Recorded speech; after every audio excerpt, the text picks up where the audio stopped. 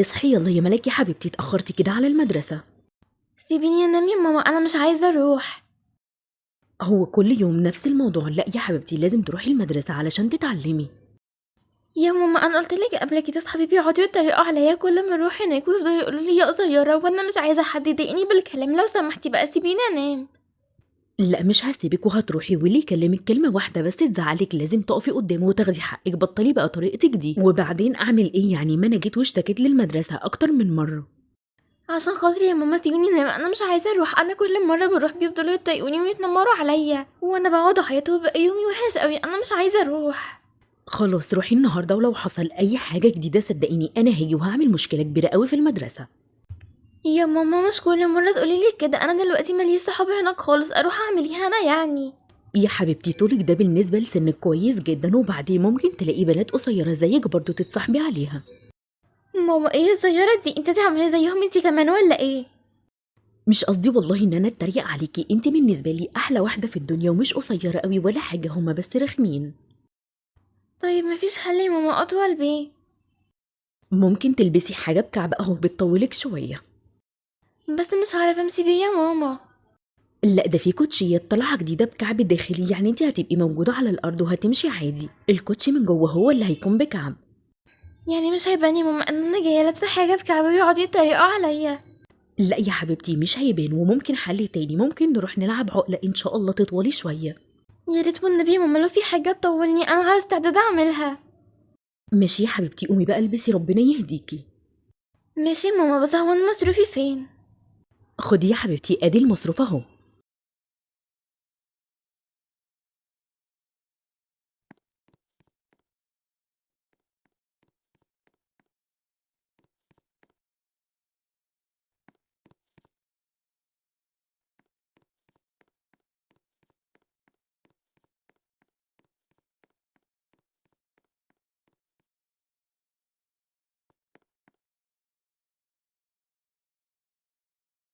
الأذاعة جت هناك اهي. لو سمحتي بتتكلميش عليا بالطريقه دي تاني. هو حد جاب سيرتك ولا هو اللي على راسه بطحة يعني؟ انتي كل يوم يا خلود تفضلي تضايقيني بالكلام كده يا بنتي. هو انا جنبك ولا عملتلك حاجه ولا كلمتك اصلا؟ ما تسيبيني في حالي بقى. والله مش قصدي عليكي النهاردة حقيقي بقى. بصي وراكي، شايفة البنت القصيرة دي هناك الجديدة دي؟ انتوا الاتنين بقى شبه بعض. ايه ده؟ ايه البنت دي؟ انا اول مره اشوفها. انتي كنت غايبة امبارح وهي جت، وكان أول يوم ليها. أخيرا لقيتي حد قصير زيك يا ملك. على فكره انا بتضايق من كلمه قصيره دي. ليه؟ هو احنا بنكدب؟ ما انتي فعلا قصيرة. عاجبني حالي ونفسي والحمد لله، انا كل جسمي متناسق مع بعضه وراضيه بخلقه ربنا. اللهم الاعتراض ما تكلمناش، بس يعني حاولي تتصرفي كده وتعملي أي حاجة تطولي بيها شوية. الأحسن شكلك مش باين من الأرض، يعني مثلا العبي عقلة. والله انا راضيه بشكلي وبنفسي، ودي حاجه ترجع لي، مالكيش دعوه انتي بقى. انتي عارفة البنت الجديدة بترد نفس الردود البايخة برضو بتاعتك دي. هي اسمها ايه؟ وانا هسألها اسمها ليه؟ معرفش. روحي اسأليها عندك اهو، هتبقوا قصيرين زي بعض.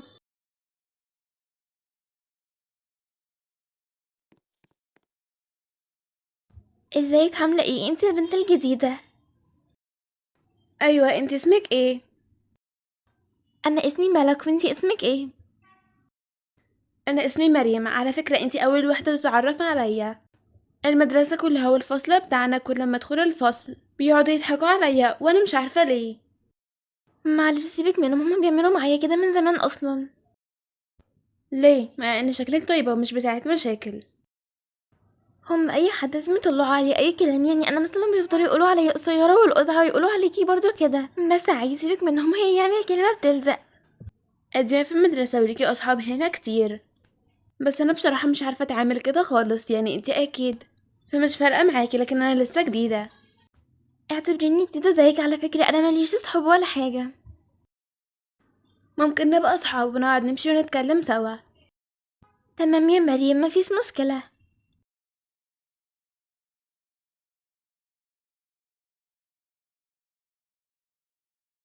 عملتي ايه يا حبيبتي النهاردة في المدرسة؟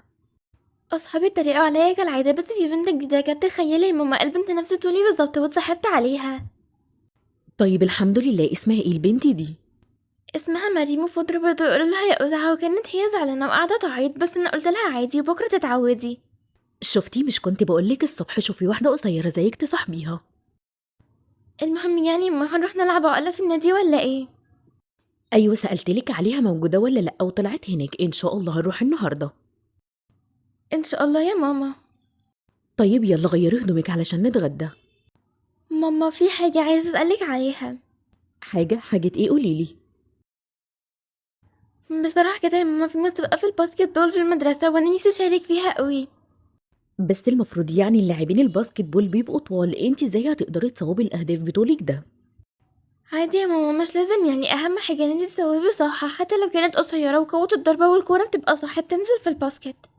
والله عايزة تجربي جربي، انا ما عنديش مانع. المشكلة يا ماما ان اصحابي هيتريقوا عليا اكتر. هما في جميع الاحوال بيتريقوا عليكي، خلاص اعملي اللي انت عايزاه بقى وملكيش دعوة بكلامهم. عندك حق يا ماما. يلا بقى علشان انا جعت، انت كل ده لسه ما غيرتيش هدومك. حالا حاضر يا ماما.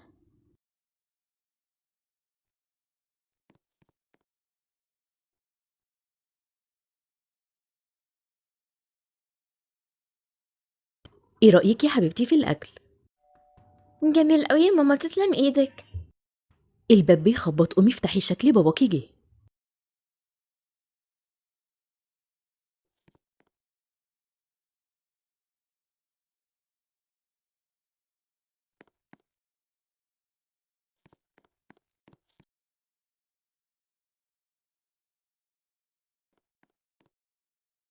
ازيك يا ملوكية حبيبتي، عاملة ايه؟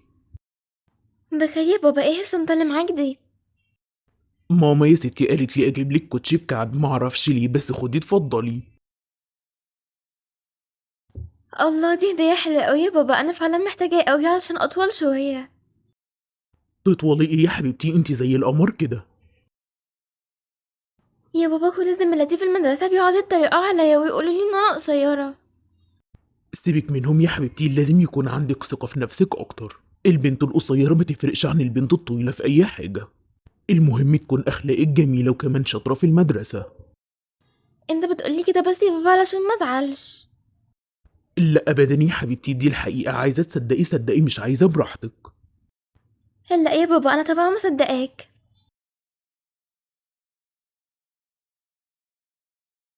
انا فرحانة قوي ماما بالهدية دي ممكن تنفعني قوي في موضوع الباسكت بول.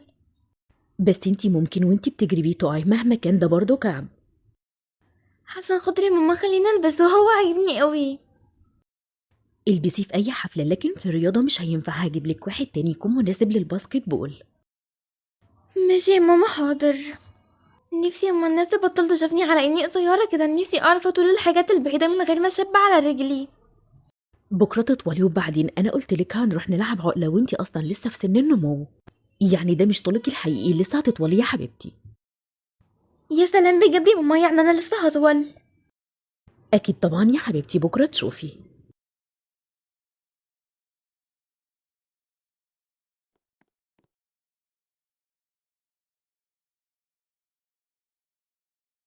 هو ايه اللي جابك المكتبة يا أزعة؟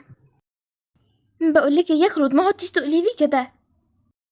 البنت الأزعة صاحبتك اللي اسمها مريم هناك اهي، يلا روحي اقعدي معاها. احسن من القعدة معاكي. المستر طلب مني بحث وكنت محتاجة كتاب اللي بيتكلم عن تلوث الهواء اللي فوق ده، بس انا مش طايلة ومش عارفة اجيبه. وما لقيتيش غيري، ما الحل من بعضه. طب اعمل ايه؟ اجيب كرسي واطلع عليه علشان اجيبه؟ لا روحي قولي لأمينة المكتبة وهي تجيبلك، ما تحرجيش نفسك لحسن تقعي ولا حاجة.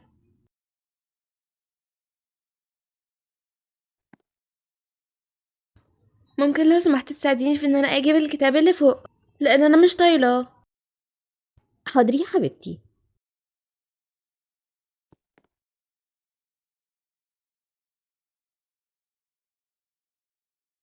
اتفضلي اهو الكتاب. ممكن استعيره؟ أيوة طبعا ممكن، خدي املي الاستمارة دي. شكرا لحضرتك جدا. العفو، على ايه يا حبيبتي، ده شغلي.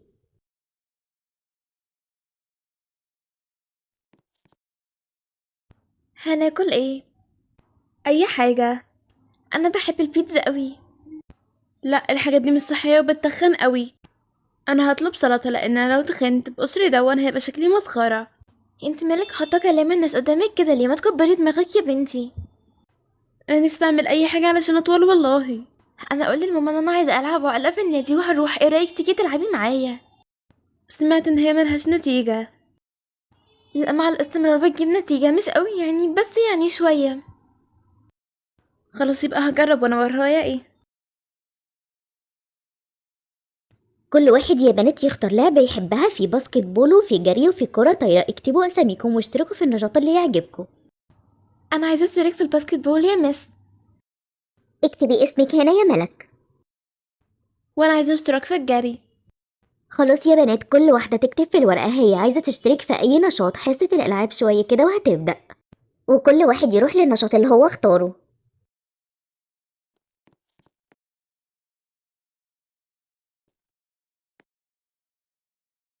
يعني انت قصيرة وهتجري زي ما هو أي واحدة طويلة هتسبقك؟ ده انت عبيطة قوي. وبعدين يا ملك، انت هتلعبي باسكت بول ازاي وانت اصلا مش باينة من الأرض؟ انتوا بتهزروا أكيد يا جماعة. يعني انتوا مختارين حاجة ملكوش علاقة بيها. حتى الكرة الطايرة محتاجة انك تنطي علشان تعرفي تصدي الكورة. يا عيني عليكوا، ولا هتعرفوا تلعبوا أي حاجة من الألعاب دي. والله مالكيش دعوه يا خلود، العبي اللعبه اللي تعجبك وسيبينا في حالنا، كل واحد حر. والميس قالت عادي لما سالتها وما اعترضتش. يعني هي هتقولك انك قزعة ما ينفعش؟ اكيد هتقولك ماشي طبعا. فينك؟ مش بشوفك من زمان يا ملك. ولا انت بتيجي من زمان النادي ولا حتى الحديقه؟ اديني جيت اهو. ازازة وجنبها كوباية، بالله عليكي يا سعاد بطولك ده هتمشي جنب القزعة دي ازاي؟ مالكيش دعوة يا خلود، ده عاجبني. تعالي يا ملك نروح الكافيتيريا نشرب حاجة. ماشي يلا بينا يا سعاد.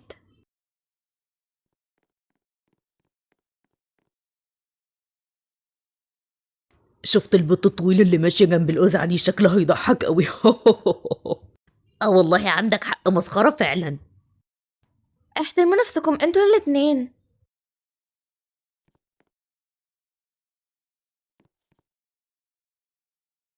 انا بقى ما كنتش بحب اروح في اي مكان بسبب طولي، كل الناس بتفضل تتريق عليا. سبحان الله، ما حدش بيسيب حد في حاله. انتي يتريقوا عليكي ويقولوا ان انتي اطول من اللازم، وانا يتريقوا عليا ويقولوا اني اقصر من اللازم. الناس دي فعلا مش بيعجبها العجب. اه والله فعلا عندك حق يا ملك. علشان كده انا سمعت بنصيحة ماما، هي قالت لي يا بنتي الناس دي ما بتتكلم، مالكيش دعوة بحد طالما انتي ماشية صح وما بتأذيش حد وما عملتيش حاجة غلط. اللي يتكلم يتكلم، سيبيهم لربنا. يا بنتي هما بيتريقوا على ايدي خلقة ربنا، هو في حد ليه في نفسه حاجة؟ فعلا والله عندك حق. بقولك ايه، انا عايزة اشتري هدوم، ايه رأيك بعد ما نشرب حاجة ننزل مع بعض ونروح نتفرج على شوية فساتين كده؟ ماشي، من زمان ما عملتش شوبينج يا ريت والله. خلاص اتفقنا.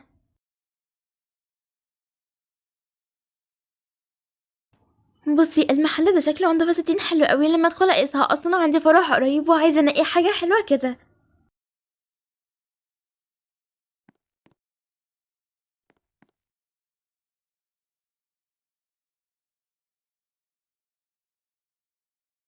الله، الفستان ده هيبقى حلو قوي عليك، ايه رأيك تقيسيه؟ ماشي يا سعاد، انا بثق في ذوقك.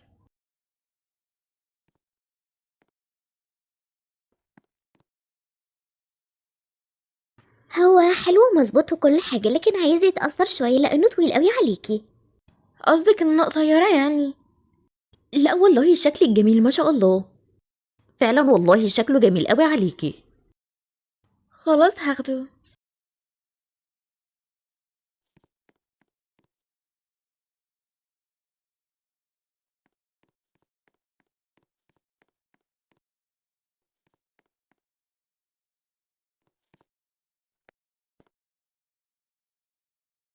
اتأخرتي كده ليه بره يا ملك؟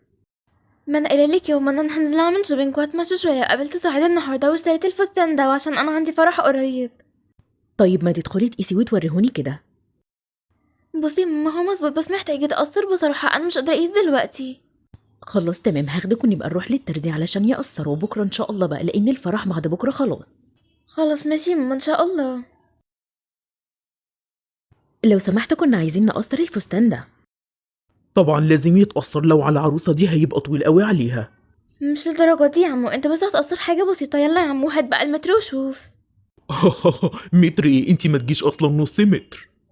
بلاش الهزار ده لان الهزار ده بيزعل. لا يا ماما، انا كنت زمان بزعق، انما دلوقتي ما عادش يفرق معايا كلام من الناس.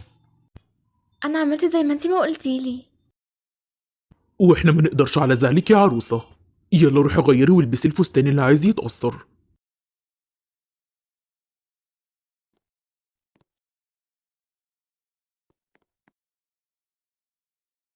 يلا تعالي لما نقيس، ايه رأيك ناخد لحد هنا؟ كويس جدا.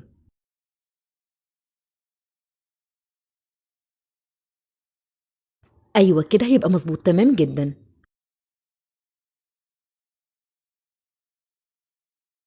الو، ازيك يا ملك؟ عملتي ايه في الفستان؟ صحيح نسيت اسالك. ماما اخدتني ورحنا للتدريس ظبطوا مقاسي. انتي عارفة لما رحت بيه الفرح كل اللي هناك قالوا لي شكله تحفة عليا. انتي اصلا اي حاجه بتلبسيها بتكون حلوه قوي عليكي يا ملك. والله انتي اللي بترفعي من روحي المعنوية. سيبك من اي حد يتريق عليكي، انتي شكلك كده كله متناسق مع بعضه. ربنا يخليكي ليا يا رب. وبعدين تبقي قصيره احسن ما تكوني طويله، وكل شويه حد يقولك تعالي يا طويله هات لنا الحاجه دي من فوق، روحي يا طويله علقي دي، تعالي يا طويله اعملي لنا دي. طيب دي حاجة كويسة بيحسسوكي بوجودك. انا بقى بيتجاهلوني، بيقعدوا يقولوا لي ده احنا ممكن ندوس عليكي واحنا معديين وما ناخدش بالنا. سيبك منهم، كده كده بيتكلموا. المهم انتي هتشتركي في انهي نشاط في المدرسه؟ انا اخترت الباسكت بول. على فكره انا كمان اشتركت في الباسكت بول. على فكرة تبقى كويسة قوي معاكي عشان انتي طويلة. شفتي بقى الطول طلع حلو ازاي؟ ما تقلقيش، لو محدش راضي يبصلك الكوره انا هديهالك. والله انتي اللي بتشجعيني على كل حاجة يا خلود. ما تقوليش كده، انا بحبك كانك اختي والله. عارفة والله.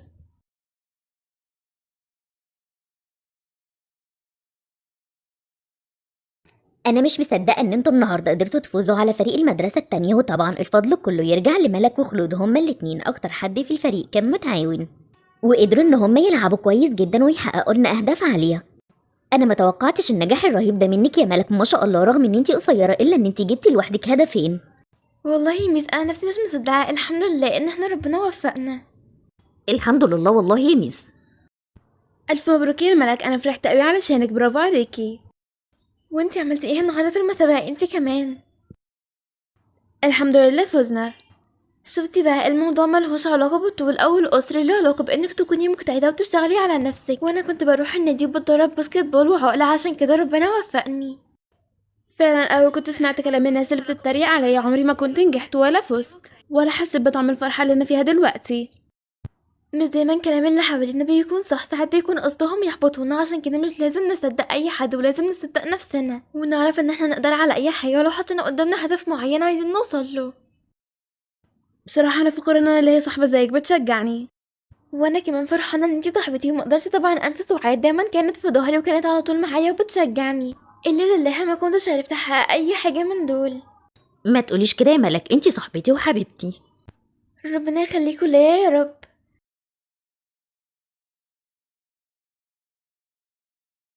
عملتي ايه النهارده في المسابقه يا ملك؟